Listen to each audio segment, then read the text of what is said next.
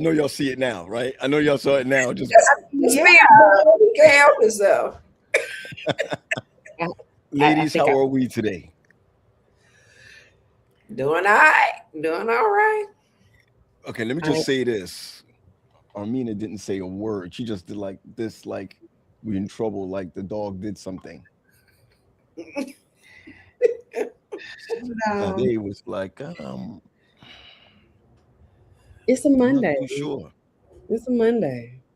It's a Monday? It's a Monday. It's a Monday. The last couple of Mondays, at least on this side of the world, we have not had to Mondaying, right? Because it was snowing. So we had so my body had to get back on track, and I just been struggling all day. So. Oh, you've been struggling all day. Okay, yeah. when you say it's been snowing, how many inches did y'all get? Because I'm hearing some punk conversation. You know what, Leah? You are so right. I want all my New Yorkers to strip my New York card from me right now, because what we got was like nothing compared to what I remember trucking in the snow, going to school, and the snow is blowing in the direction I'm walking in. I remember that. Mm-hmm. Here, we just got like a sheet. And it's like everything shut down. So yeah, but now we're beginning to punk out. Y'all weak. I've been punking out. I don't care. I don't like the snow anymore down here, so I have no idea what you all are talking about. Ooh, how many degrees? What's the weather? Where are you? Where are you now? 80? Mm-hmm. Oh, 80. You're disrespectful. I mean, hence the tank top. What is the sun still out by where you are? Well, it's dark, but I was driving and had the windows down, so Where are you again? Help us. So today I'm in Dallas. My sister will be induced tomorrow with baby number 6. Oh, so all right. Well, congratulations. Yes. So I am here on auntie duty for a few days. Okay. Okay. Oh, that's sweet. Isn't it though? Mm-hmm. So who had a baby? My baby sister's having her final baby. She's done. This is it? Your baby sister's having her final baby. They will have 7 children total. Oh, wait. Yeah. So they got a little over a roster. 4 girls. 3 boys, Nah, you got a basketball team right. and 2 referees. 2 on the bench. 2 on the bench, Bob. 2 on the bench. Got your nice little co-ed thing. Oh my gracious! No way! Love it. Listen, that's it here. We're done. We closed up shop. There's production. I mean, there's no production. There's a process, but no production. Okay. Oh, hallelujah. Well, we thank God for the process. Yes, thank God for the process. Yes, the process should continue until Jesus comes. Listen, I found out that the process continues. I know some men near their 80s that's processing. Mm. Oh, and they can still have production as well. Mm. Mm-hmm. Yeah. So yeah. I know this guy just had a child at 50. Mm-hmm. His daughter is 28. Mm. His other son is 19, and he just had this child. 50 years old. And that's when you're gonna start lifting up them kids with your elbows because it ain't working. That's that. But I think it is so. I've heard that it's difficult for the child sometimes when they have an elderly parent. I mean, so I will be 40 this year, and everyone's like, "Oh, you're not too old to have a child." And I look at it, I'll be 40, my mother will be 63. If I were to have a child today, when my child turns 40, I would be 80. To me, and because I didn't live that life, to me, it seems very selfish for a child to be, when you're graduating high school, your mom's in her 60s, and who knows what life could look like. Watch yourself now. Yeah, let me be absolutely clear. If anything should happen to Wendy, I'm going up in age. I'm not going behind me. Really? Heck yeah. You're going for a sugar mama. Listen, I'm going for some. I'm gonna tell you right now. I don't care what no one says to me. Hold on, let me I call think that. Wendy. I need to call Wendy to make sure she's live. Go call her. I don't care. Go call her. Let her know. Let her know that I honor. Why did the dialect just change? Listen, I honor stretch marks. Oh, I honor if the breasts were feeding. I honor them. Mm-hmm. I honor the whole thing. I don't want no chick looking like my daughter. Nah. Really? Well, I No. mean, your No. baby girl is in her 20s, correct? Yeah, she's in her 20s. Okay, so why do you need to go older? Like, we didn't tell you to rob the cradle. No, I listen. That's we cannot have this conversation because I have my preferences, right? To each their own. I want it. If I go down, I must see gray. oh, all right. Okay, some gray early.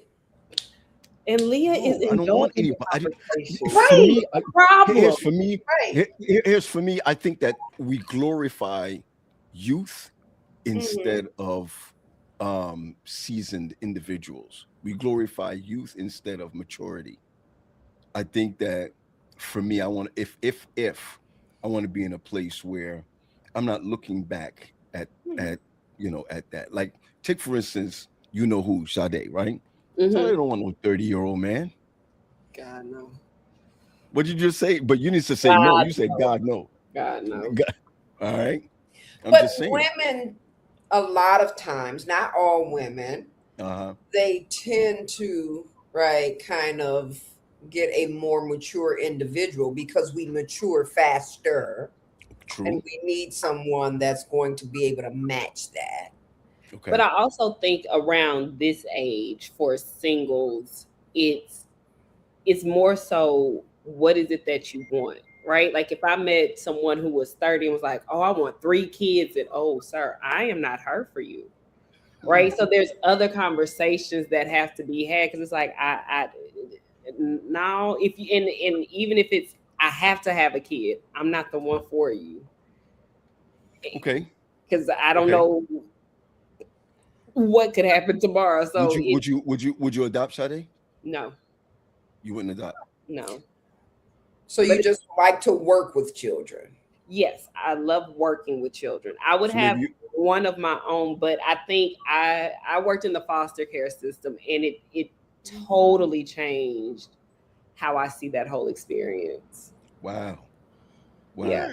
I commend people who do it, but for me, it was what I saw totally changed how I would approach that situation. Okay. So we adopted. I don't know that we would have adopted out of the foster system. It had to be from birth because I needed to have as much of our fingerprints, handprints over that whole nature versus nurture kind of thing. And then we adopted from the third world country. So it was just like we really needed to be all over that before, anything kicked in for the kid.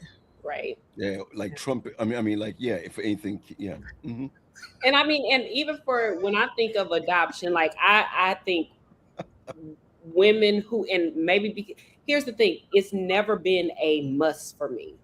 Like having children has never been like this deep longing. If I don't have kids in my, like, it's not that for me. So I've always wondered, like, if I got a baby, like, what would that bond be? I feel like in my head, I would always be like, but that's not me. Sade, on our AdventMingle side, right? Because it's also AdventMingle Live. We have a couple of people on. Do we stress? Just be real. Do we stress y'all as single folks? I mean, even just earlier, or even just married, right? Do we stress y'all to have kids? Do you feel that kind of stress? What's funny is I was reading the story of Hannah today. Okay. And I don't think it's a sad stress, but being 40 single and never married, there are a lot of situations that you just don't like to be in that socially you feel like you have to, right? And so for some of us, like I can say for me, it is hard to be around married couples. It's hard to be around people with children, because if that's something you desire, it's kind of hard to be around it all the time. And I don't think this church says, oh my gosh, you have to have a kid. But it's like, oh, you're single. You want to be part of youth ministries? You want to be a Sabbath school teacher? It's like, and if you say no, well, why? And it's all of those things that because you're single, you must not have anything else going on. So why not do all the work? Okay. I got you. Can I just say, I don't necessarily know that it is a stress to have kids, but it is, we are made to feel badly if we don't. Now, it's not that someone comes up to us and say, oh, poor you, right? It's the Mother Days when they acknowledge the mothers in the room, and you don't know who's struggling with issues with fertility. You don't know who just got their last round of IVF or any kind of those, assisted kind of ways to be pregnant, and it failed. And we don't acknowledge, I'll give you a very clear example. When I was announcing to a group that we were getting ready to adopt, someone in the group on the same day was announcing that they were pregnant. And call me cray, but it just appeared to me that the excitement was more for the person that was giving birth. Yeah. And for me, the questions were, are you sure about this? Is this legit? All of those kinds of questions where it just really kind of squeezed the air out of the room. And then it was like the whole 9 months, if you may call it that, because it took us 10 months to adopt her. It was like, well, we're going to wait until you actually come back with the baby. And then it's like, I come back with the baby, and it's like, you having a shower? So everyone's arguing about who's having a shower, that nobody has a shower. So it's those kinds of things where our society, I don't think we embrace the motherless, if I could call us that. Yeah.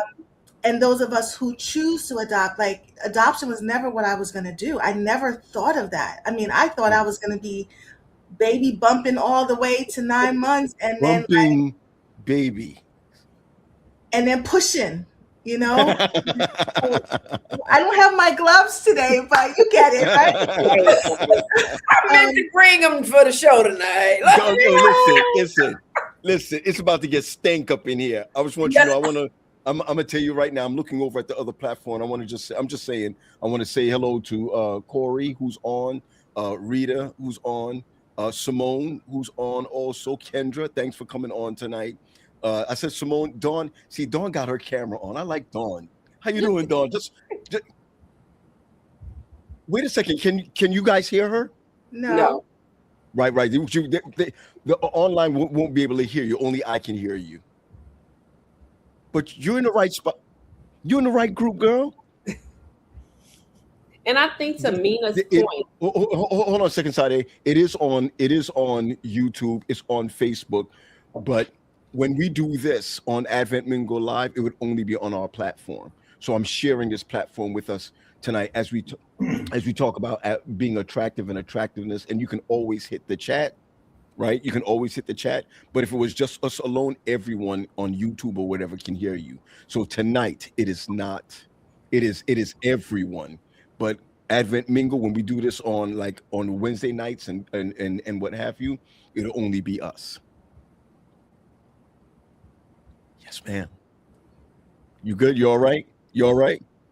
You see our filter? Okay. See, I don't know if I you don't have to explain that to your listening audience in Facebook. Now you got to tell everybody what that whole conversation was about. Go ahead. Well, they can hear y'all. No, but you got to let the listening audience on Facebook know what that whole spiel was about. Go ahead, make it happen. We're waiting. Which spiel, Leah? Okay, he not getting it. So on AdventMingle. Oh, sorry, my bad. Okay. Oh, I love y'all. Okay. Okay. So what I've decided to do, I should say by last week, is I wanted to create this community for singles who are Seventh-day Adventists, just Seventh-day Adventists. And so I got into this community and I created this community on school where we are able to facilitate something for our singles. A lot of people just don't get it, that a lot of married folks don't get it, a lot of church folk don't get it, Seventh-day Adventists don't get it, that the people who are less thought of in the church today are divorcees and singles, and which fall under singles. And so this is not a meat market. It's not just a place where you can meet someone or this, that, and the other, because you can. But it's to discuss some of the things that singles are going through, discuss some of the things that married people can learn from singles, or how singles could just come together and recognize that it's not about finding a partner, but recognizing who you are yourselves, growing yourselves, sharing. And there are ways of meeting other people on here. There are ways of meeting people on here, especially before the app comes out. And so in light of that tonight, our subject really is, because we're just getting warmed up. Tonight, our subject is, what does attractiveness look like to you? And in speaking of that, I love to talk to my crew, and my crew is the Bridge. And the Bridge is a group of people with too many degrees. Ugh, my gracious. They are clinical. All right. I think I am the only one that's probably not clinical.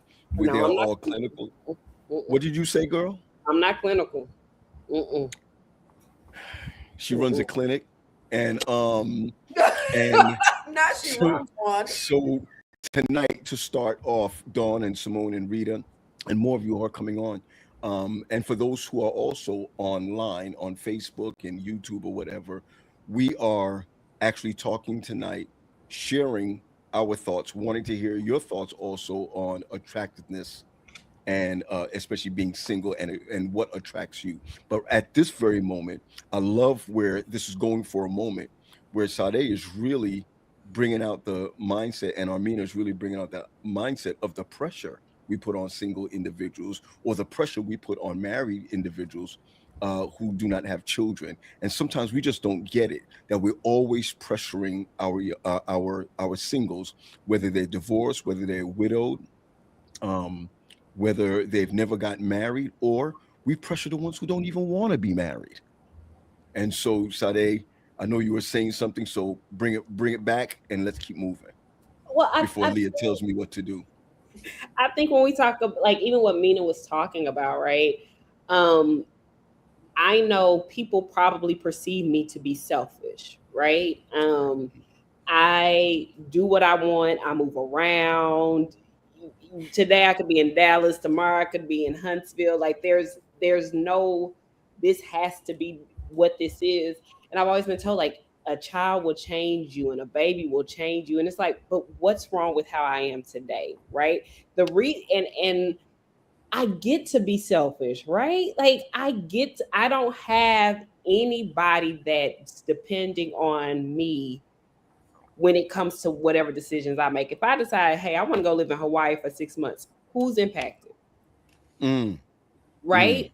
And the freedom that brings is that I get to do what makes me happy. And a lot of times single people are told, like, oh, you have to think about this, and no, that's what you have to think about. The only thing I have to think about is Sade Nicole. And there are moments where it's like, I want to do that and not feel bad or pressured if I say, you know what, if I have one, I have one. If I don't, I don't. But it's a lot of pressure. And what the scary part is let's say I get married tomorrow. The first question I'm going to get is, so when y'all going to have a baby? Huh? Like, why is that? Especially at this age, why can't I say I want 2 or 3 years for me and my spouse to really get to know each other and all the ebbs and flows before I have to think about bringing somebody else into this world? So it's an interesting, and if I may say, single men don't get that same pressure. Just FYI. I got you. I hear you. I definitely hear you. I definitely hear you. So when we say this, right, I'm gonna put it right out there. Once I started this a couple of days ago, I get a lot of texts that's coming in. In fact, I'll say to you guys, about 177 people signed up already, right? And people would say things like, I don't see attractive people on, or I don't see that there are people who are attractive, or I want to see more attractive men on here, or I want to see more attractive women on here, or this, that, and the other. Or before I even sign up, I want to know that there's someone attractive. But I recognize that I don't think we recognize or know what attractiveness looks like. Or I think it deals with the maturity of the person. So I'm just gonna stop smiling, Sadi. It's just easy now. Easy. I'm just thinking. Okay. So Terry, I'm gonna come to you. Divorcee, right? Divorcee. I believe that you're still in. Let me ask you, are you still dating? Dating? I don't know if I was dating. I wasn't dating. Are you dating now? Thank you, Sade. Thank you. Oh man, I'm just still doing my thing. What is that? Unpack that for us, sir. What is my thing? My thing. You know. So does that mean that do you entertain women? Do you go out on dates with the understanding that that's just what that is, or are you just I may have company, I may go out, eat and stuff like that, but as far as like seeing someone, nah. Okay. Would you? Would I what? Would you land a plane on somebody? Would you land a plane on somebody? Would I land a plane on someone? Man,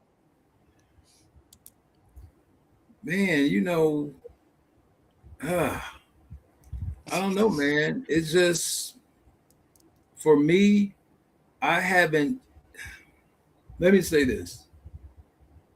There are a lot of good women out there.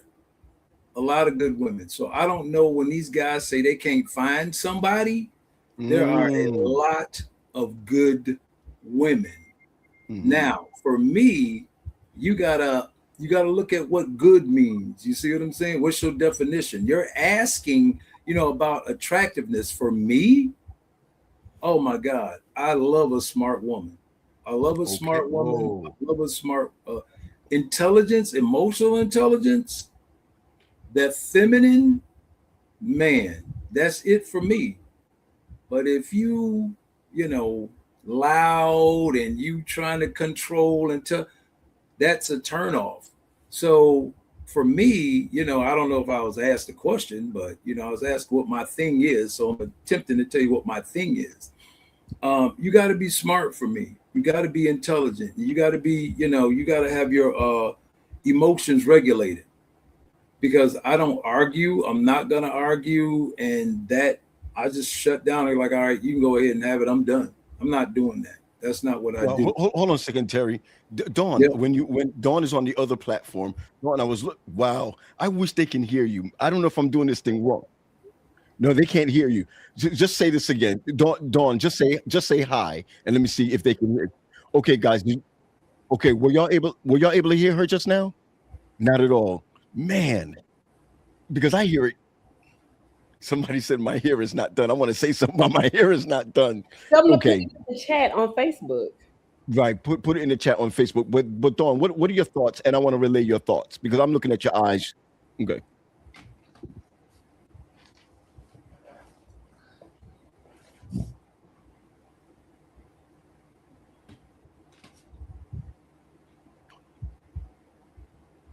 I can hear you, man. Just tell me real quick. Just tell me real quick. It's okay. It's okay. I feel like we're at a listening party. I keep thinking he's talking to us. Okay, that's true. I'm gonna get it together. Hold on, Dawn. Dawn. Listen to me, Dawn. I just put something in the chat, right? I just put something in the chat. Copy it and come join us. Copy it Join us. Copy and come join us. Okay. Copy. Go ahead. Thanks, Terry. Go ahead, man. What? You want some more? No, I like what you said right there. Right. Yeah. Terry, people equate attractiveness to looks. Okay. Mm-hmm. And it's different for everybody. People think sexy is looks. Sexy is like energy. You know what I'm saying? It's just like, yeah, you can, ooh, she's sexy. What makes her sexy? And again, everybody has their own definition. Mm-hmm. Over time, looks will fade. Ever been to a class reunion? Oh, hell. Ever been to alumni weekend? Okay. Oh, well. That thing y'all go to, Yeah. The one that, was likely to be found in your dreams are now like, ooh, get out of my dreams. Or the one with this prettiest smile and there's some teeth missing now. And, whatever. Over time, that changes, but intelligence don't change. You see what I'm saying? Okay. It doesn't. Okay. You continue to learn. You continue to grow. Now, again, you're asking me for mine. If this woman is smart, she intelligent, she got her stuff together, man, I just be like, I love to hear them talk. I like, man, they know they stuff. But if you can't, put some, you splitting verbs and can't put stuff together, I just keep it moving. Oh, wow. Come on, Armina, hit us. So I think I like what Terry is saying, and I am there, but I wasn't always there. So for me at least, there were different times in my life where attractiveness looked different, and there was a time where, you had to have the outer appearance look, because that's just where I was. That's what I was looking for. When I decided to sort of settle and decide, like, what am I really doing here with my life? My idea of what attraction looked like changed. But all my undergrad years, I wasn't blessed to go to Oakwood. So I was like hanging in the hood of the hoods. Why are all of our schools in the hoods? But anyway, and that just wasn't the thing. I wasn't trying to be booed up there. So attraction for me looked different. What does it look like for you now? Even though you're married, what does it look like? What does that look like for you now? I have this thing called kind eyes. And so for me, it's important that attracts me the most. I guess what Terry said for me is like a given, but to take it further, because I could find intelligence, I could find people who are smart and can string up sentences and they got me, right? But what do your eyes really say? Does your eyes say to me, let me see what you can do for me, let me see what you got? Or does it say, I'm holding space for you, I'm genuinely interested in you? So I'm a reader of people. I'm a therapist, so I read people. And so I'm really looking deep into souls of people. And so that to me is what attraction is right now. I am happily married. Let me just put that on this platform because I don't want to get twisted. Hubby, I love you. I love you so much. But yes, Yeah, that's why this is an inside joke. That's why the plastic gloves are on the table. But just go ahead. Leah, what's your thoughts, girl? What's your thoughts? So, I mean, I'm a just keep it the way I see it as 100, right? When you think of someone that is attractive, there means that there is something that is pleasing, whether it be to the eyes, right? Or whatever senses is heightened in that time, right? At that point. Okay. So to be real, when you first meet a person, half the time it is just the external, right? Like you don't meet the heart of the individual just right off the bat. You are seeing the exterior, and there is something that is drawing you potentially in the direction of this right individual. Okay.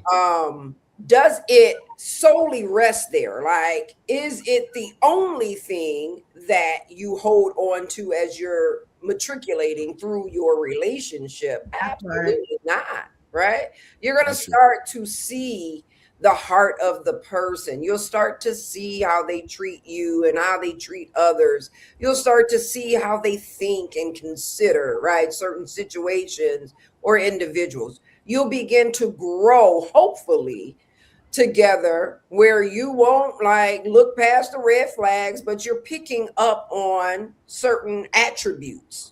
And you will say whether or not this attribute is something that is pleasing. So, hey, now here's another, right, one that I can go off of. I can collect this in this pot of things that make, let's say, for my husband attractive to me. But when it started, it was, wow, he don't look half bad. I got you. It's like a whole mind shift. It's like a whole mind shift, especially where we are. Like I totally enjoy what Amina said when she said, "Yeah, I was there, but now I'm here." Even growing up, I'm gonna come to you, Dawn. Right? I'm gonna come to you, Dawn. But wait, can I just add this before we move on? Hey, Dawn, so good to see you. Hey, Leah. But I wanted to add this. Even as looks change, the person still looks good to you. Yeah. Right? Yeah. So even as I'm picking up weight and my hair is graying, my husband still looks at me and is like, I don't see what you see. He just said it last night. Come on. I don't see what you see. You still look beautiful to me. So our eyes, right, and the external, how we see someone, it grows as the age of the individual grows, and you still see that person the same way. So I'll shut it. Can I just tell you, when I met my husband, I wanted to see what grown folks could do. Like I wanted to see how that would be. And so I was persistent in pursuing that. And I had just suffered a loss. My first husband had just died. So I wasn't interested in getting married again. I didn't realize that, once the first husband died, you go back to like not having intimacy, sexual intimacy, if I could even say that on here without getting kicked off. But you get married again. And I was like, wait, where that at? I need to find a scripture that says that, because I didn't want to go through that, but I still wanted to be intimate. So when I saw him, that's what I saw. I didn't see intellectual and all of that. And I mean, of course, all that came as a package, but my naked eye was like, and if you ever hear his story, he cut me off on a bridge. We were walking into the church on a Sabbath. I was like, I was just going to church that day. He cut me off and I was like, oh. All of a sudden I was having potluck in 2 weeks and I was making sure he was like the guest of honor at the potluck. So yeah, I mean, I get what we're all saying, but true, when we do see someone, it is that physical attraction first, and we pray and hope they have all the other things later. You pray and hope they have the rest of them. Let's pause for a second. It's good to see you, Quest. Yeah, it's good to see y'all, man. It's good. I thought Quest was going to say it's good to see me too. You know what I mean? Come on, bro. It's good to see y'all, man. Good. I want to pause for a second. Dawn, I want to thank you for just coming on and joining us, especially bringing them red lips. Come on, y'all. There's only we don't accept join the club. Join the club. That's right. So Dawn, you were saying something about divorce. You were, I know you were on the other platform, but of course, it's not always going to be like this. We're going to be on a platform by ourselves, so it'll be easy and everybody can hear one another. But I believe that you were sharing something, and I know we'll benefit. Speak to us. So I think the question was about attraction. And I don't know. I think what attracts me now is probably different what was attractive to me before I got married. I'm older now. I think so my values have changed, and it's less about looks for me. I think there probably is initial attraction, but it has to be more than that. Like the gentleman said in the beginning, the just emotional intelligence. Not that you would see that in the beginning, but that has to be there. Like, if they're intelligent, have emotional intelligence, and if they're kind, like if I could just perceive that they have a kind heart, like a kind heart. It's more about, for me, it's more about what's inside at this point in my life. Well, so if I could ask you, Dawn, and you could plead the fifth. Okay. What are you looking for? You know, I mean, because you're on the platform, other people are on the platform. Just like what is it that you're looking for in a mate at this point?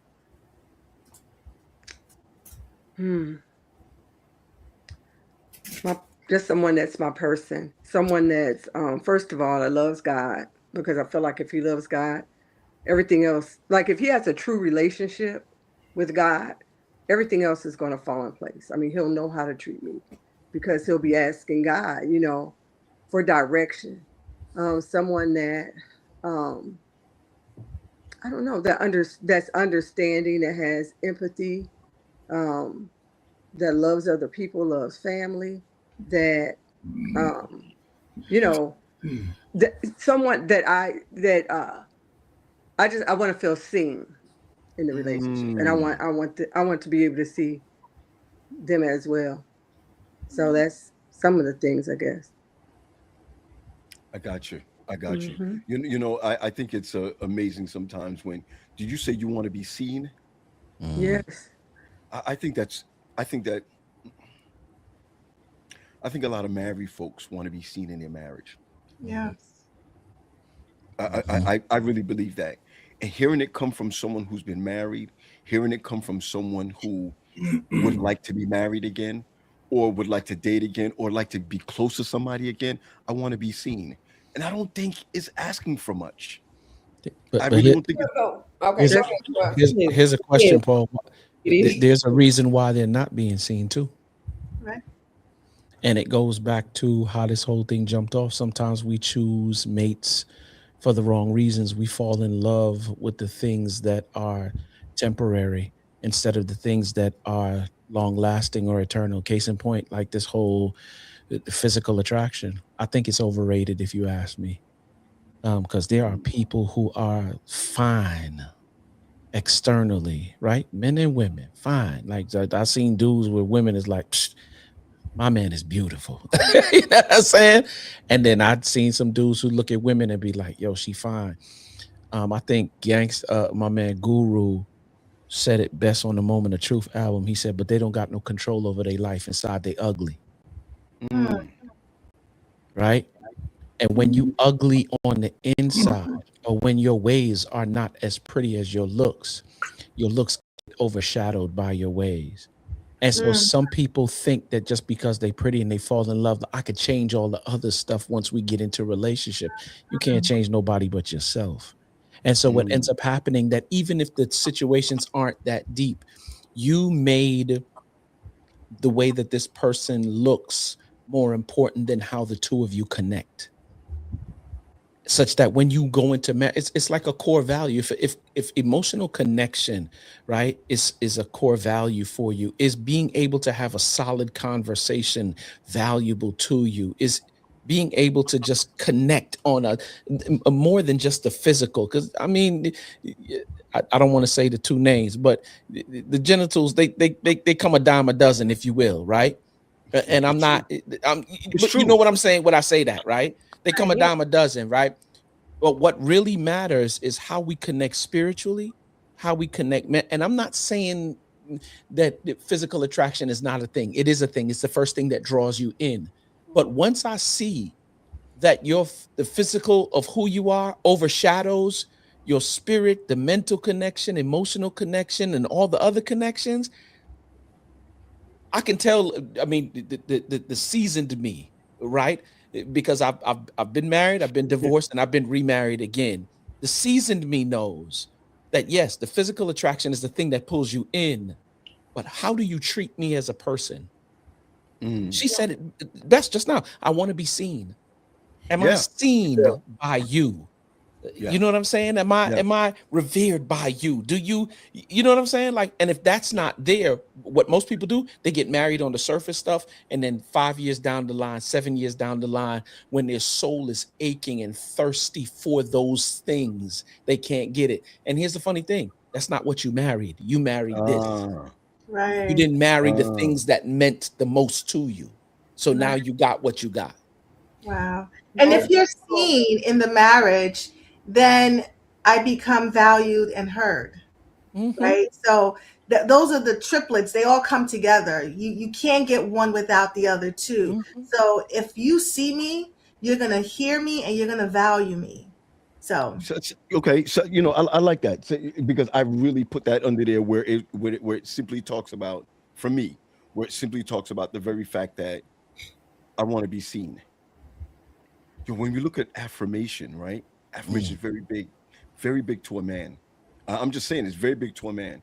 And when a man is not seen in his marriage, he looks for another cheerleader. Right? But here's the thing, in what areas, right? Because seen is very broad. I understand. So what are the critical areas that one is desirous of being seen in?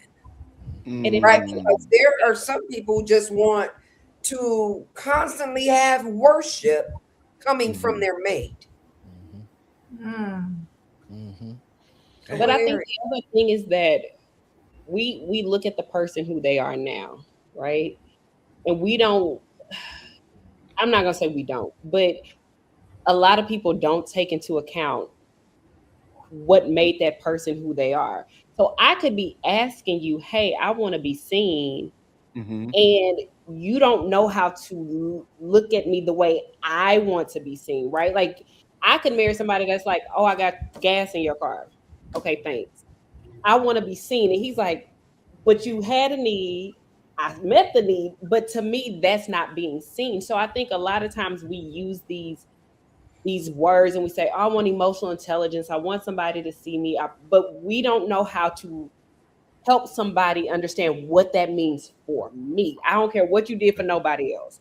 For me personally, this is how I need you to show up for this to be checked off and for that to be checked off. So to make the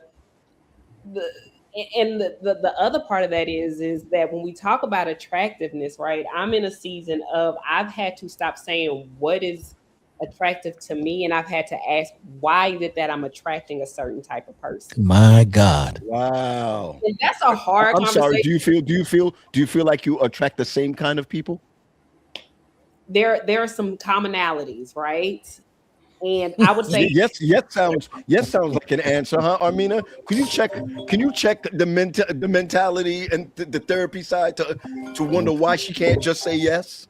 Well, here's the thing, because I don't want to paint a broad stroke like, oh, they're all the same. That's not the thing, right? But there are certain things, and there are a few characteristics where I'm sitting back and I'm like, you know what? What is it about me? What is in me that makes men who have these characteristics attracted to me? And I'm not saying that these men are bad people, right? They're not bad people, but it's like, that don't work for me. So what is it for me? And being single and never married, that's a very tough conversation to have. And I had to tell somebody today, I said, I can't talk to someone who's been married and divorced, or who's been married and had children and divorced. I said, because there's a different level of insecurity that comes with never being married. Or being married. I got you. Our world is never being chosen. I got you. Dawn, before we let you go, I'm sorry, Dawn, before we let you go, right? Before we let you go, I'm sorry. Dawn just stepped up here with the right uniform on. Your lips are just red. I'm just saying, look at it's my color. Hey, Paul, can I say something about that just real quick? Yeah, and then I want to hear from Dawn. Go ahead. Yeah, because I think Sade was saying what made her choose, and this is not directed at her, but I think most people do the familiar. Yep. Okay. We do the familiar. We do what's comfortable.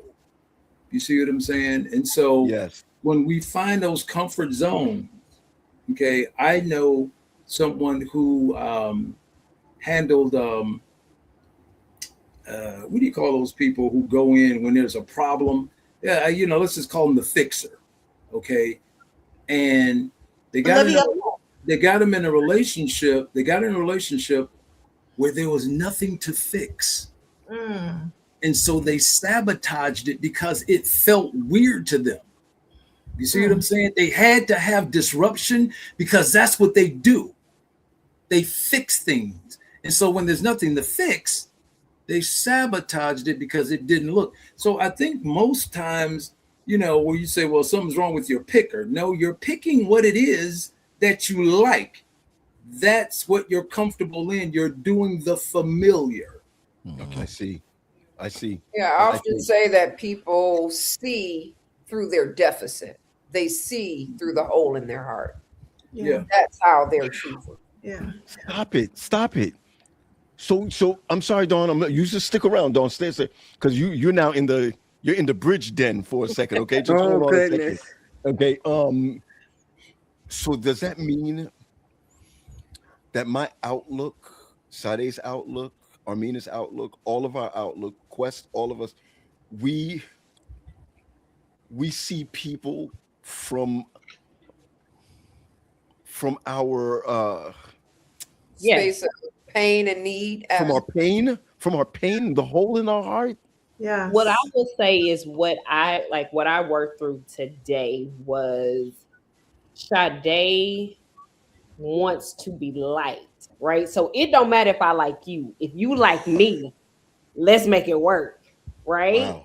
So there have been men where I'm like I'm forcing myself, like he likes me, so let's find the good. Let's look for the good instead of saying, you know what, I don't really like you, and that's okay. But when you get to that point of yes, is that who I think it is? I'm looking at everybody else and I'm seeing all of this, and it's like and what I will say is and I'm going to keep saying, because if people are joining, I want to understand, like, as someone who's never been married, to see it all around you. Because when I was reading the story of Hannah was dealing with everybody else around her, asking her, like, why aren't you having kids? Right, having kids. Literally barren. Like, there's nothing, like, that is how you were born, right? But the pressure of everybody else around you will make you say, I got to do this. I have to figure this out. I have to make this work. If this person likes me, you know what? Maybe this is from God. Let me figure it out, and all of these things, instead of saying, you know what? If it happens, it happens, and I'm okay with it either way. But getting there it's a struggle, my dude. You know what? I got to tell you this, because my buzzword that I want to share with you is pastoral marriages, because you just said something just now, Sade, that I want to jump on when it deals with Hannah and how come you're not. All right, Dawn, before I let you go, you started this buzz thing. It's all online right now of I want to be seen. I'm gonna ask, and you complete the fifth again. What does wanting to be seen for Dawn look like? I'm really in the hot seat, huh? Yeah. Look, Don, whenever he dropped that link in don't answer it. Wait a minute. Just put it in the chat and keep moving. I thought this was on school. Oh my goodness. Right. So you remember, again, this is all out there, but when we do this on AdventMingle Live, it will only be here. Even the bridge will have their links to get in, and no one else will get in. So if you want to keep it surface, you can keep it surface. Well, yeah. What does that look like for you? So I think for me and for most people, if you're in a relationship, being seen would mean you're the preference. Ooh. You're the preference. You're each other's preference. Yes. Simple as that. Yo, Dawn, if you talk again, you're gonna mess everything up. You know what I'm saying? There's nothing else to say. What was Armina? What are you doing, Armina? What? I clock it. Yes. Come on. I gotta be the preference.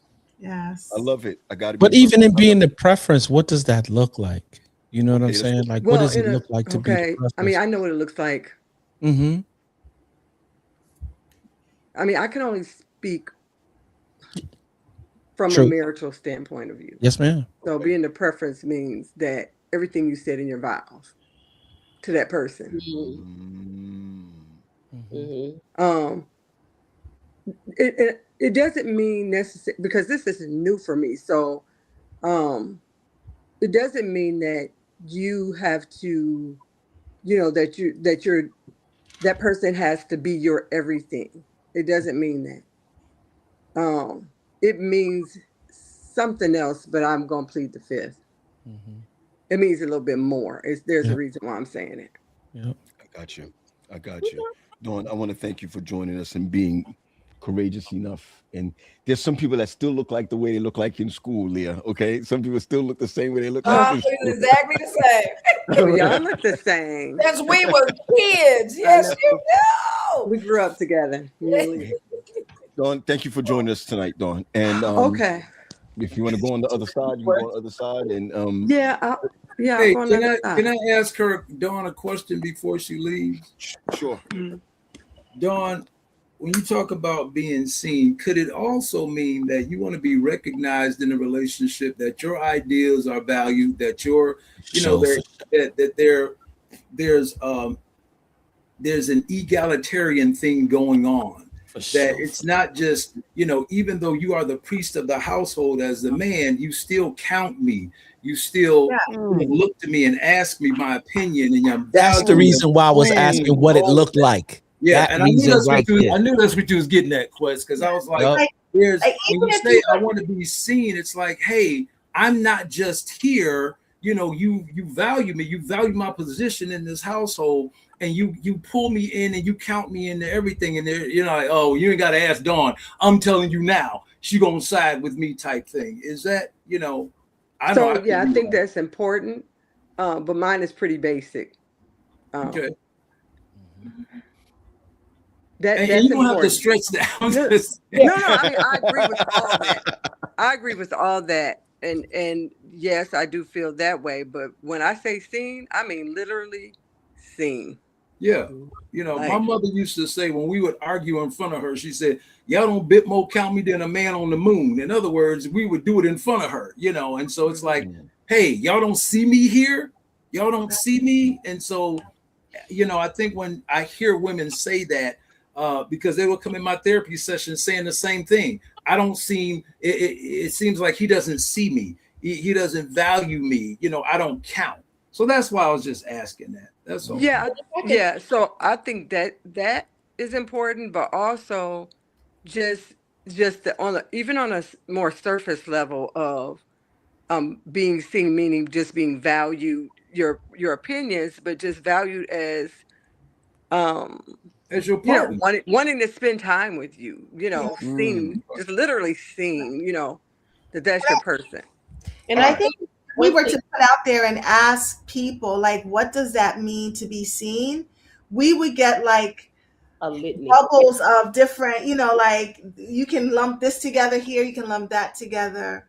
I know for me, I want you to wake up every day and choose me every single day. Yes. Because if you choose me, that means, and please don't misunderstand it. I'm not saying choose me over God. This is not like spiritual. I'm just saying from an emotional standpoint that you wake up desiring me every single day. And I think the other thing is the way I was raised to think about marriage is, yes, the man is the head, but the woman is the neck, right? You can't move your head without that neck. And what I want in being seen is that he understands, like, yo, I was doing all this by myself. Sade came in and bam, it's easier with her. So I value and appreciate. And I think a lot of times being seen, to Don's point, I've been in a relationship where I know you have eyes, but they're not for me. Right. So I know you can see, but I'm not who you're seeing. And so to have someone who, you walk into a room and you got on a bonnet and some pajamas, and it's like, you were so beautiful. Who me? Because it's more than just it's more than just like the physical. It's just, this is my person, and when I see you, just in general, it reminds me of how much I value and appreciate you. Is that attractive to you, though? If it's from the person I want to be with, heck yes. It is beautiful because what a lot of women who are single will say is that you question a lot because you between social media, you see what men like on social media, you see what they comment on, and I'm like, I don't look nothing like that, but my man say in a bonnet and pajamas, I am absolutely stunning. It's something that affirms that in you that yes, I am what I think I am and then some. So it's I got very you. I got you. No, I Yeah. got you. The question came up before about being seen, and a woman said to me, being seen means they're curious about me. When she said, when I see things, I'm curious about it. And so it's like, are you curious about me? Wanting to know about me, wanting to know all my inner workings and stuff. So that's another, thing, being curious about this individual. I don't know. Dawn just took us to a whole new space, boy. Can I say something else? Go ahead, Sade. For me being seen, now y'all know I can run my mouth, right? Yes. Okay. I'm sorry. I thought that was the time we were supposed to say something. I'm sorry. I thought we were supposed to say something. No. I'm just getting out the way so the shots don't hit me. Right. What? But there is such beauty that when I'm quiet, it triggers something in my mate to say, "Hey, what's wrong?" Like when I'm not my natural bubbly self, to have somebody see that and say, "What's wrong? What's going on?" Like you're a little quiet. And not just attentive to when things are going bad, just to who you are in general. Who I am in general, right? Like there's been a change. Why? And not why, but what's going on? Because there's a shifting in the relationship because you see me so much. When you're quiet, I'm affected by it. Right. And so, my asking is, are we good? Are you good? Because it's like something is off between the two. Something has gotten in between us, and I'm just checking in and making sure that you're okay. Yeah. Okay. I think to be seen. I'm sorry, Pete. I think no. To be seen means like regular check-ins as well. Mm-hmm. I don't have to like. There was a time in my relationship. I think we need to get back on it. I mean, but we do so many different things now that we kind of always stay in sync. We used to have this thing called Mind, Body, and Soul Time, and we used to have it every Monday, Wednesday, and Thursday night because that's how our schedules clicked. Where we would just lie up in bed and we would talk. And we would talk over watching a show, or we would talk while we were scrolling on our phones, or we would just put the phone down and we would just talk. And I think those are the things that allow us to be seen as well. Like what are the things? I know we're moving into a new season, and like for real, sometimes we just operate in a particular way with the season not that we're in. Somebody said it a while ago. We so used to doing what we do that we forgot that we're in a new season, and the stuff that we used to do don't serve us in this new season. And so my questions are always, what are the most important things to you in this season of your life? What is it that you're trying to accomplish? And more importantly, how can I be of assistance in making sure you get those things done? Why? Because I just want you to be fulfilled in this season of life. Is there anything that I'm missing out on? Right? Is there any deficiencies? Am I the same dude that you know what I'm saying, that you were always in love with? Like all of those questions matter. Those are the things that help her be seen. Those, truth be told, those are the things that help me be seen. Hey, I need you to do this in this season. Is that all right? Do you have a problem with doing that? Because I just want to, No, what I'm hearing is that shifting. Yeah. Right. Yep. Is part of seeing. Yep. Right. Okay. You cannot keep your gaze solely focused. Yep. It has to sometimes move, span out, right? Go in. In my situation with my husband, there's moments where we don't have to say a word, just his mere presence. He knows to show up and to just simply be. I know how to show up, simply be. A touch is sight, right? What? It is bringing in all of the senses. And to know what is necessary for him right, or her in the moment based upon maybe what has happened previously in the past, where you have been informed that here is what I like, but then sometimes your mate may not know what they need or what they want. And so it's a testing, it's a right leaning in to see, is there rest in what you're doing? Right. And I think we also have to take into account, right, that sometimes people, for whatever reason, they don't have the capacity to see you. And that's not a you thing, right? But I have to also be able to give grace and say, today was a horrible day, da da da da da. I want that grace to say, hey, I can't see you right now. Like I physically, mentally, spiritually, emotionally, I can't see you right now. It's not a reflection of you, but in knowing your person and being able to communicate freely, say, babe, tonight I just don't have the capacity. And having real though, people can't hold that a lot of times, right? Like a lot of relationship break up because people say it ain't about you.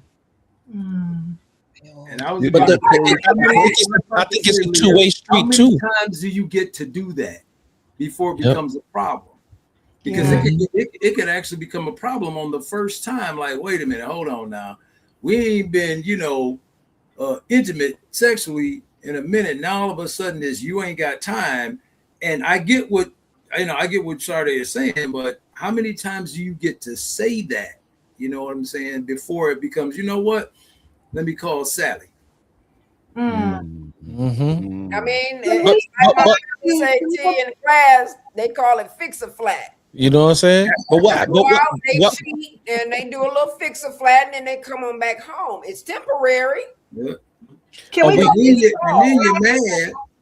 Then you're mad because, like I always say, if you don't take care of home, you can't get mad when they roam. But I think we have go back. But are there conversations being had when those things happen? Like somebody said, all right, we ain't had sex in a couple of weeks and now you don't have time for me. All right, time out. What's happening? But what if they tell you, Quest, they don't have the capacity for the conversation? No.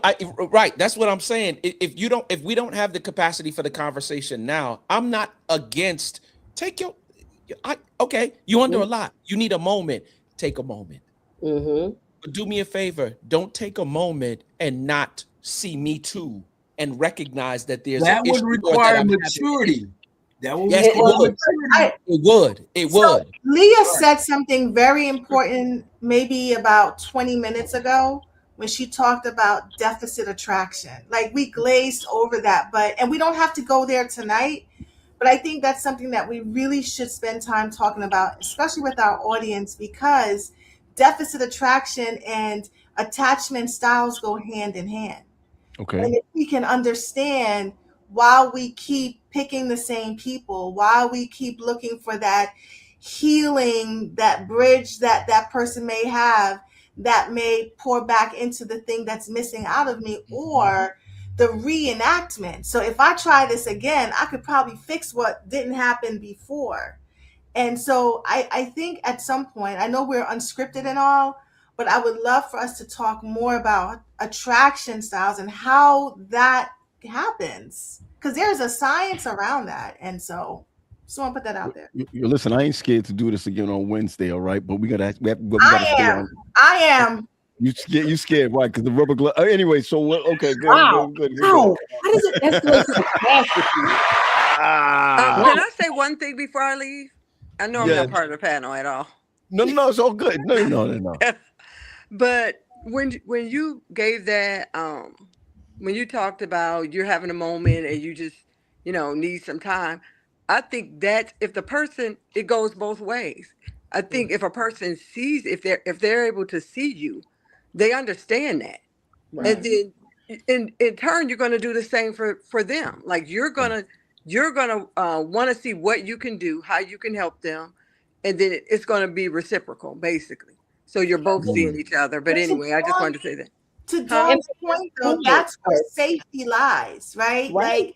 Dawn, you're describing being in a safe relationship. Exactly. Where I'm not going to be upset because you need a moment or you need a time. Like while we're in this together, we're still individuals in this together. And I think the other part of that is like when Terry was like, well, how many times can it happen? You also want to be with somebody who you know is not going to weaponize that, right? Where it's not going to be, you know what, I just don't feel like talking to you today, so I'm going to say I don't have the capacity. To Mina's point, if I'm with somebody who I'm safe with, right, I can fix dinner, I can do all the things and say, hey, babe, I just need like 30 minutes to myself. Like it's a lot, and I don't even have the words to communicate what's happening right now, but I just need a moment.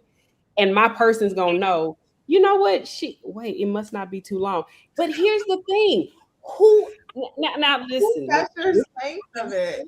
Maybe why, but my question is, who am I to tell you how to go through what you're going through? If you're saying, hey, I don't have the capacity, sometimes it may be that I just sit there in silence until you figure it out. Life happens.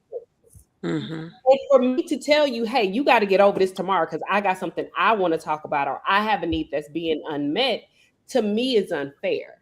But that has to be something, as Don said, is reciprocated.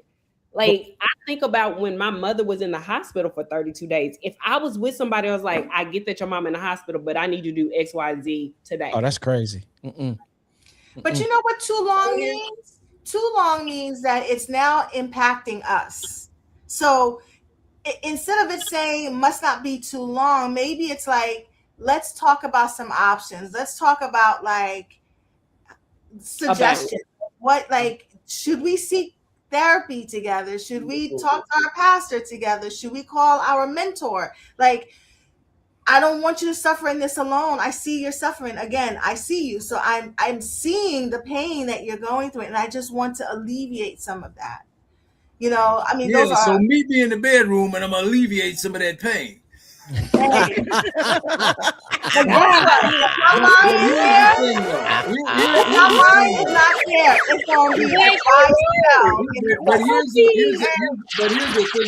the thing though. It takes maturity on both sides. You see what I'm saying? Yeah. I see that my partner is suffering. I'm right there with you. The partner also sees that I'm suffering. And you know, we haven't had no conjugal visit, so we got to reach a happy medium. You know, you got to reach a happy medium. I'm not saying that, you know, it's like it got to happen at night. Just understand, hey, I need, because that whole thing that you're going through, when I'm out here sitting on the outside, and like she just said, I'm not being seen because your issue is become, you know, has blown up in our relationship. You go like, okay. But I have a question, and Terry. That's why it requires maturity on both sides. Both people got to be mature. But is it solely about maturity, or is it simply that you consider? I think consideration, right, should be inserted because. But the ability to consider, Leah, you don't think is a part of maturity? Not necessarily. Okay. I teach my kids how to consider when they're young. Doesn't necessarily mean you're mature. It's a muscle, I believe, that gets exercised. But okay, I guess because, or maybe I might be separating it because I'm thinking within the dynamic of relationship. I believe that that's like another level of consideration. You know what I'm saying? Like, I mean, I guess you start out learning relationships, right, from early childhood, right? So I teach my kids how to play well in the sandbox. That's relationship, right? And so as I learn and through my formative years how to engage and interact with other people, I know how to transition that into a relationship.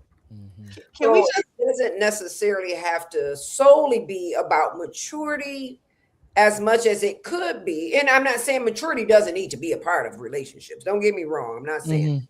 But I'm just saying inserting in just simple consideration for other human life. Some people have to be taught to consider. Can we address some of these, right? Address some of these comments? Yeah, because I have a breezing question. through the comments. Can we address some of the comments? Because I don't want nobody walking away. They didn't hear saying me. that it's okay to bed as a single person. I'm Jesus wept. Careful. But I have a question. I do have a question though, because it seems to me, now this is just Sade's perception, that Terry and Quest at some point were saying, yeah, you know, if you have something going on, but it goes into me being seen, but the scene seemed physical, right? Like it seemed like, hey, yeah, you can be going through what you're going through, but make sure I get it at night. Oh, And yeah, I no. I'm not saying that.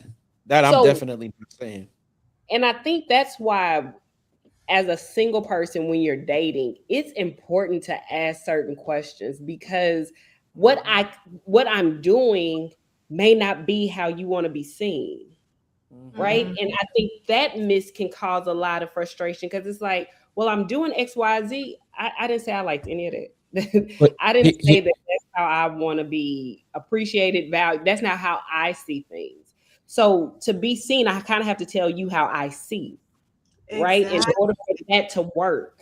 So here's another part too, because I think Leah said to be seen is a two-way street, right? Mm-hmm. I want my needs taken care of, but not at the expense of your health in any dynamic. You know what I'm saying? Like like for real, life be life, and sometimes you may come in and you just stress the blank out. I need a minute. I need 30 minutes. Sweetheart, do you need more than 30 minutes? Matter of fact, I did want to have a conversation, but let's schedule it for another day. And this evening, after you take your 30 minutes, whatever you want to do after that, I'm here for that.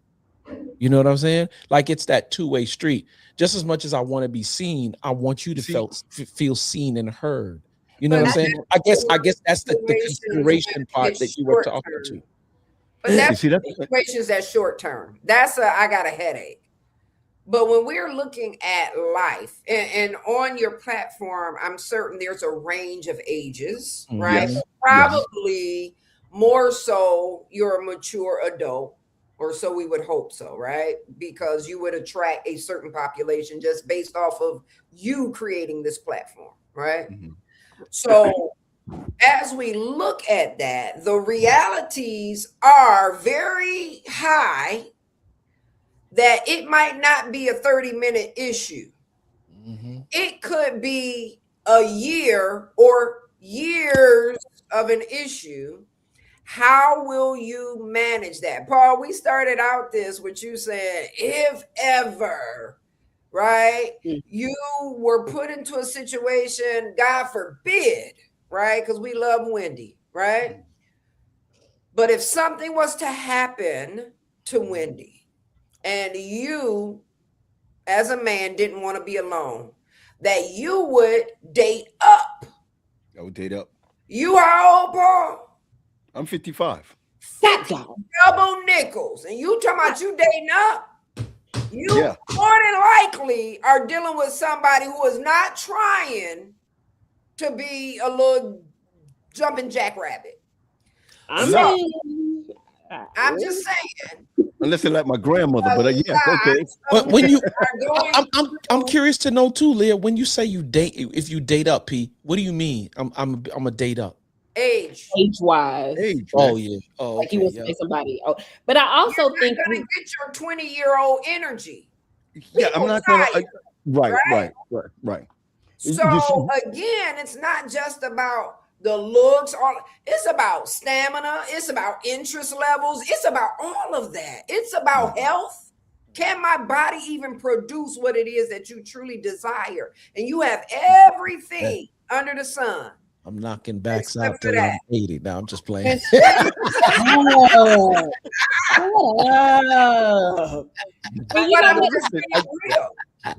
just people who are married probably don't even think that, you know, as you age in your singleness, you have to think about a lot more than just the physical, right? Because I have to think about whomever I marry will be the person I sit next to whenever I have to bury a parent. Right? Who I would have to be with whenever I have to do this. And it's like, yeah, you can be fine, but how will you be with me? Or how will I be with you when that kind of stuff happens? Like, is it okay for me to sit on my couch for 3 days and just be like, it ain't happening today? You know those things. And here's the other thing. I think about who would take care of me if I got sick. Yes, Lord. Right? Those are the kind at 22, I'm sure that's not what you think about. At 40, I'm like, yo, if I get into an accident or something happens, how will this person show up for me? Yep. So there is a need for selflessness at a lot of levels, and that also includes sex. Whenever we talk about relationships, people will do whatever. And I have these look, y'all know me. I just keep it real. People do what they need to do to hook who they want to get. It's true. Right? And then stop hooking. A lot of times we gotta be honest, people use sexuality because this is what society presents as how people come together. It's the physical, right? But what if that was just the hook and not the reality of what the person truly desires? It was the hook because they know that's what you wanted. But when you get in a marriage and in a relationship, you start settling. You start getting comfortable. You start putting on bonnet shade, and you start realizing, I did this just for you. But now I'm thinking about me. Who is going to care about where I'm at in this situation now? And so a person has to be long-suffering and selfless. Okay, and this is why I'm saying, when single individuals, again, divorced, again, widowed. I mean, we're just looking at Audra, who mentioned, like, she missed pillow talk. Yeah. I don't know if y'all see that. Audra mentioned that. Yeah. She's a widow now, I think. Yeah. She's a widow. Yeah. Right. When I think of my man, JR, who's a widow, right? My other boy, I mean, my man who is a widow. When you think of these things, we totally forget that whether you're widow, whether you're single, whether, like Sade says, never been married, the whole nine. And don't forget those that were like me who had children. Understood. And there we go. Yeah. That's a whole other level. Right. Single mothers, that's right. But the flip side of what you're saying, though, Paul, is the widowers, and that's the only point of reference I have at this point. Mm-hmm. When we find someone and we reach out to our community or our circle, the first question first of all is a question, not even like, I'm excited for you. Like, it is it too soon? Is it too soon? Mm-hmm. Are you sure? And that does something to the person who is thinking they're sharing this good news with the people that they're considered to be close with. I almost had the whole New York crew drive down to Philly to be like, what's up? And it was like, whoa, it's not that deep. Like, we're not fighting. We in love. Like, we good. But I think sometimes, too, we're talking about outer pressures. We're talking about out of the influencing of just society in the world that says it has to be this or that. And whenever the norm of those things are broken, that's when we hit the challenges or the rough spot. And it doesn't have to be that way. Right. And I think the other thing is, I can say for myself, you get tired of explaining things. Like, listen, this is what makes me happy, right? And I think a lot of times the pressure is, well, I want you to do it this way. This is what I think you should do. This is how I would do it. This is you're prescribing to me how to live my life, but that's based off of you. And a lot of times it gets frustrating to the point where you just say, I'm just not going to talk about it. If I pop up married with a baby one day, just guess what? I popped up married with a baby one day. Because we'll be ace of spades. You go. All right, I'm just playing. That escalated very quickly. And I know we talked about like sex and intimacy, and I think I've heard a pastor say before, we have taken God out of the bedroom, right? And I remember sitting in therapy one day asking my therapist, is it okay for me to pray to God? Like they say, pray for what you want in a man. Like, can I say what I want sexually? Like, is this okay for me to talk to God about what I want from my mate when it comes to intimacy? And that was such an awkward conversation to have with God, because I was like, hey, bruh, can this and this be taken care of? And a lot of times there's so much shame with just understanding that God can handle all of that. All of that. He can handle It's either talk to him or try it out and still have people say something. Well, you know, they say the Lord is forgiving. The Lord is forgiving. Listen, guys, I just and they still say something. They still gonna say something either way. So I mean, and listen, God gonna know either way what you want. I got you. Listen, family, I'm. This is really AdventMingle Live, and I promised them an hour and a half of just chat. And I want to listen. I want to just simply say that what I'm hearing tonight is that attraction, being attracted to someone, is being seen by that individual. Is being understood. It's understanding. Really, this is the part that really got me. Is really understanding that they're individual. I treat someone, or you may treat someone, Renee or Rita, those who are on right now, you may treat someone a certain way or be attracted to another person based on the hole in your heart from the pain in the past and the issues that you've gone through. And I think it takes, if I'm going to give any piece of advice, because I'm going to go around the horn, right?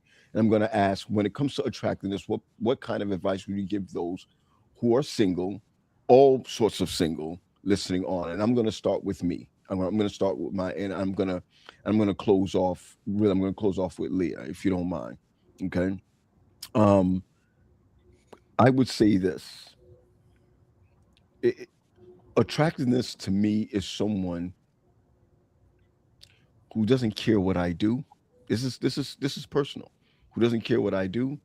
That even if I didn't do what I did, you would still be amazed by me. We can get in that another time. Just don't attracted to someone because of their job. Don't do that. That's where I'm at right there. That's where I'm at right there. Armina, it is.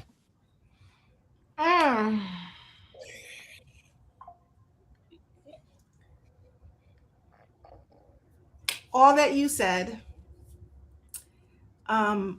But in my line of work, I have found that people struggle with their own attractiveness. It makes it very difficult for them to think outside of what that attraction looks like, and it becomes very surface. Like, we really took the conversation on beyond the level of looks. Looks is the surface piece, and yes, that's how we start, but we don't stay there, you know? And so as we are looking to expand what we have happening, we also got to do the work. Quest, you always say this line, and I don't want to misquote you, but it has to do with doing the work on yourself. Because you are no good to no one, attractive or no attractive, if you don't do that work. I could step out of my clothes and make a whole trail up the steps into my bedroom because I'm just too tired to pick it up and put it away. And my husband will never, ever show less attractiveness because of that. You know, and for me, those are the things that matter. When you see me and all the things I have going on, and you come behind me and pick up each item off the step. Now, I may not go where I want it to go, but you at least come up and clean up behind me, you know? And so for me, when I think of attractiveness, I first have to think of, where is Armina? How do I feel about myself? Because then I'm going to be asking too much of my partner just to fill in those holes that Leah started talking about. So I got you. Armina, thank you, man. Wow. I'm going to drop my clothes, see if we can pick it up. See you all. She passed me right the other day. I left she left her bag on the steps, and I passed it. She said, "You left my bags on the steps." Oh, My bad. My bad. My bad. Thank you, Armina. Thank you. Sade, talk to us. Yeah, okay. Uh, I believe for where I'm at today, right? Okay. Attractiveness for me looks like what is safe. What is where Sade can show up 100% herself, I love it. and all that comes with that, and it's enough, Okay. right? But to Armina's point, Sade has to be okay with where Sade is first, Mm. right? And I think a lot of times when we're dating, we're always looking at what does this person, and it's like, but wait, are you okay with this part of yourself? Because a lot of times I think we say, oh, I have to shrink this part down, but why? Mm. Like, why do I shrink this part down? Do I think that this is something that's a deterrent? But it's who I am. And so I think right now, when I think about what is attractive, a man that makes me feel like Sade Nicole is all that and then some, That's right. That's right. and who makes me feel safe to show up as my complete self. Mm. So, Yep. like and that that. includes that deficit that Leah talked about, right? That deficit can show up, and it's like he says that what's going on, like Right. what's happening right now, to where you feel like you need to project this right now. Mm. So Nasty. mhm. Nasty Nas in your area. Nasty.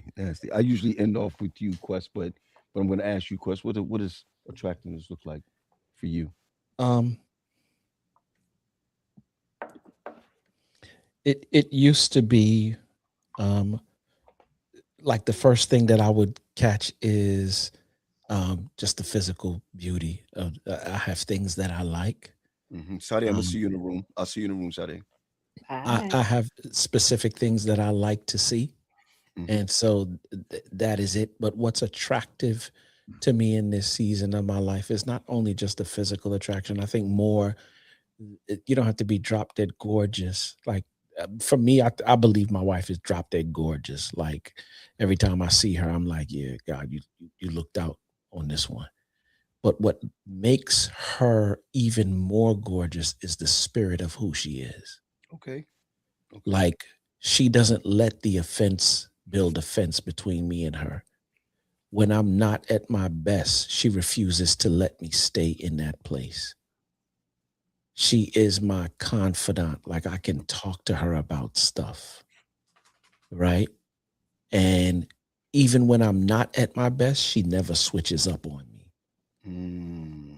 You know what I'm saying? Like sometimes you might be at your best, but she knows what to say and how to say it in different scenarios. Like if I'm not acting right, she does this thing where she says Elder Green, and she never calls me that. And she knows I don't like people calling me Elder Green, but she says it to get my attention so that I can shift the way that I'm thinking right now. And I'm like, yep, I hear you loud and clear. She's the only one that's able to do that. That's the kind of attraction that I like.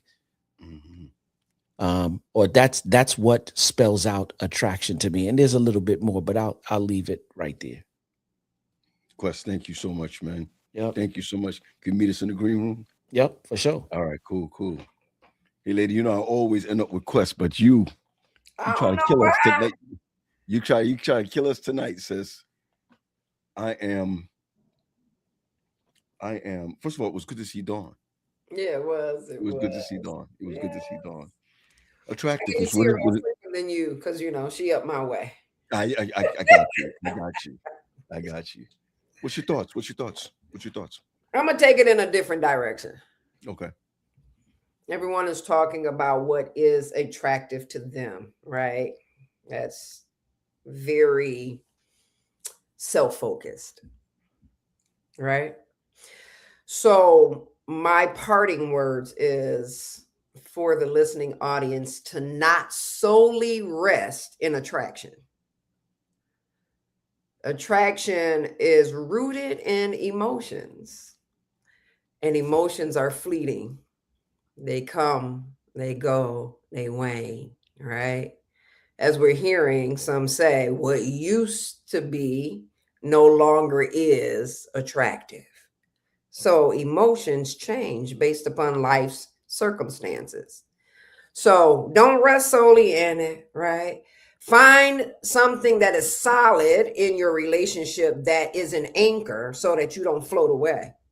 Relationships don't last too long nowadays, right? People in and out. Commitment, what is that? I don't need it. I don't have to necessarily have it. And many are not committing, hence the need for an AdventMingle. Right? Got it. So again, try not to just solely attach. I'm not saying that attraction is not a part of this, but try not to solely attach to attraction, because if you do, you'll wind up in another relationship outside of this one and another one after that one after that, right? And I'll end on this. When Lonnie and I got married, we had a conversation and I told him, I said, divorce is not anything that we will ever discuss. It's off the table. Because if it's on the table, guess what? It's within my reach. That's right. It's called pre-planning, right? Just like premeditated murder. I've thought about this thing.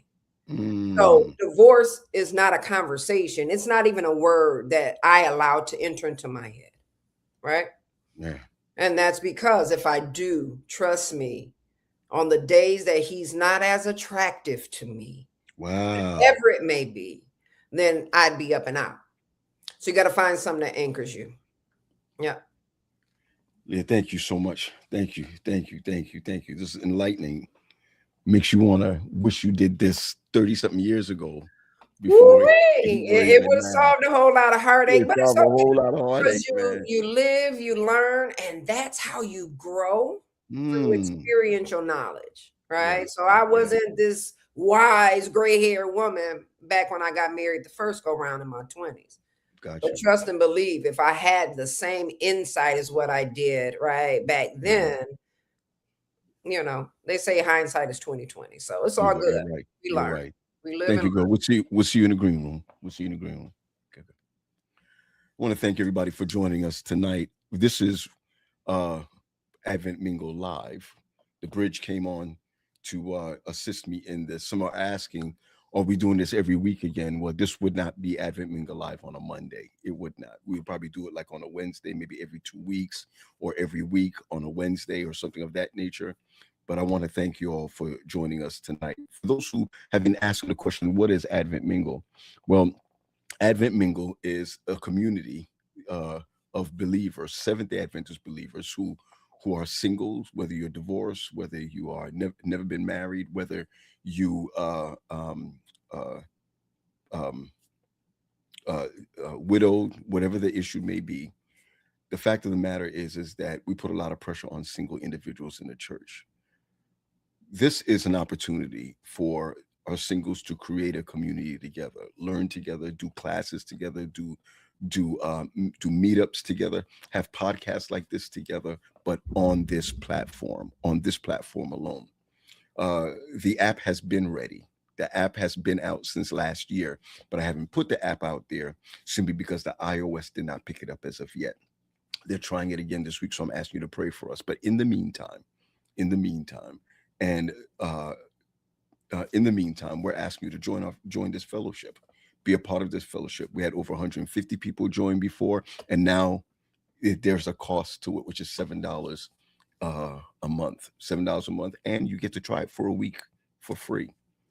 In light of that, you can go to AdventMingle.com, and sign up there. You're matched also with a ministry. You can go to Maps and see who's in your area. You can post and people will get in touch with you. Post your profile on there also, and have patience. This is not about a meat market and meeting people.